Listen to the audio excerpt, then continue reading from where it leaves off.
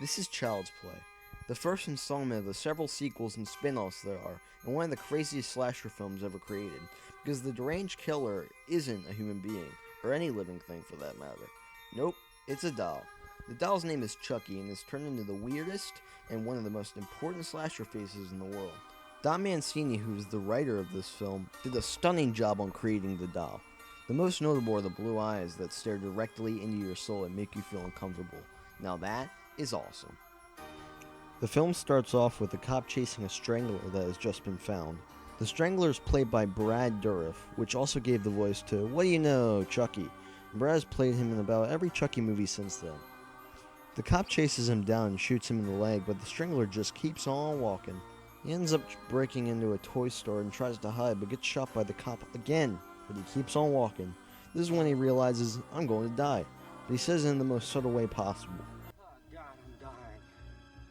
He says it like his power just went out in the house. Anyway, this pile of good guy dolls, which is the brand of the Chucky doll, falls on him, and he casts this ancient spell on one of the dolls, which transfers his soul into the body of the doll. Then the cop finds him again, and you think he's gonna get shot and killed, right? No! Struck by lightning. That lightning was so powerful, it caused an explosion. Damn. Oh, from now on, I'm just gonna call the good guy dolls Chucky dolls, because it's much easier. Anyway, after that, we get introduced to the protagonist, Andy. Comes to find out, Chucky is real well known to kids, and Andy's basically gaga over Chucky. He has the Chucky pajamas, cereal, and he watches the show. Kinda like Mario. It's his birthday, and he chooses to give his mom, Karen, breakfast in bed, just so Andy the kiss-ass gets what he wants. And of course, one of the presents that his mom gives him is a good guy doll tool set. Yeah, it seems like Andy's mom is struggling with money to get the actual doll right now, and just to make his mom feel worse, he starts to pout because he didn't get what he wanted. While at work, Karen is told that a peddler is selling the doll for much cheaper, so her being desperate, she pays the guy $30 for the doll. Coincidentally, the exact same Chucky doll the spell was casted on. You would probably think, how did he get this doll in the first place? He says he stole it, but it's never really explained how he got that exact doll in his possession. How did they miss the doll and not put it back on the shelves? Maybe they called the doll in for questioning. So, where were you on the 3rd? Andy's mom comes back later and surprises Andy with the doll. Karen's friend Maggie watches Andy since Karen has to work late. Andy starts to have a strong bond with the doll, and he can hear what Chucky is saying while everyone thinks it's just his imagination. Little did they know that Chucky is cursed, and this is when stuff goes down. Sporting the same cliche POV shots as Michael Myers in Halloween and Billy in Black Christmas, Chucky does some crazy stuff, for example. Turning the TV on, running around, and of course, kills.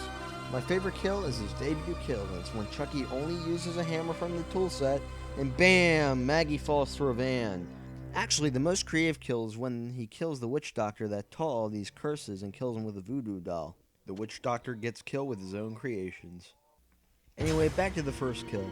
The apartment is filled with cops. The head detective is played by Chris Sarandon, who also played in Fright Night. Karen finds out Andy is telling the truth when batteries for the doll fall out of the box, and comes to find out batteries were never put into Chucky, and she put 2 and 2 together.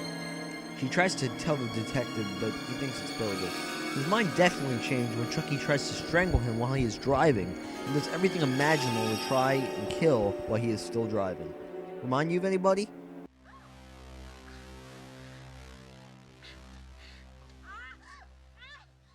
The first time Chucky speaks is probably the funniest movie line in any horror movie.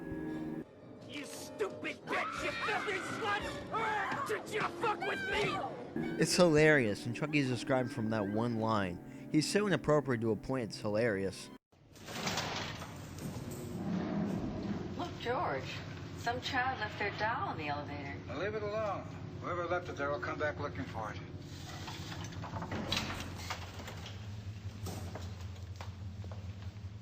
Ugly doll. Fuck you. Chucky has found out that the only way to not be a doll anymore is to transfer his body to the person who he first talked to, which was Andy. At the end of it all, Chucky is burnt to a crisp, with all the plastic falling off his face.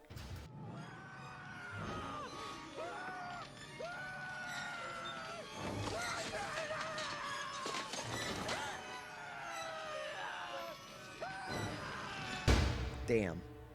That's awesome. Does it remind you of someone?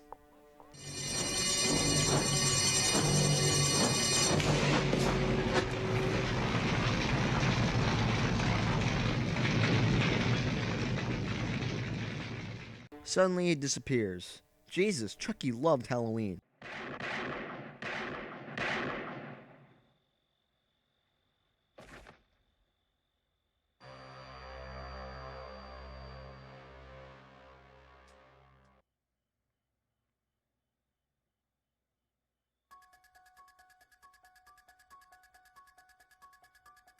And I guess The Shining.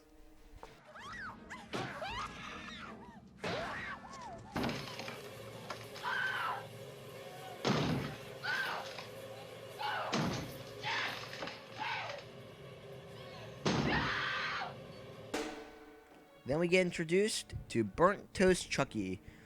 To end it all, Karen almost shoots every limb off of Chucky. If burning wasn't enough, this is good. Child's Play is a good movie to watch just because of Chucky. Damn! Oh my god, there is no end! Not including the stunning job of Alex Vincent as Andy.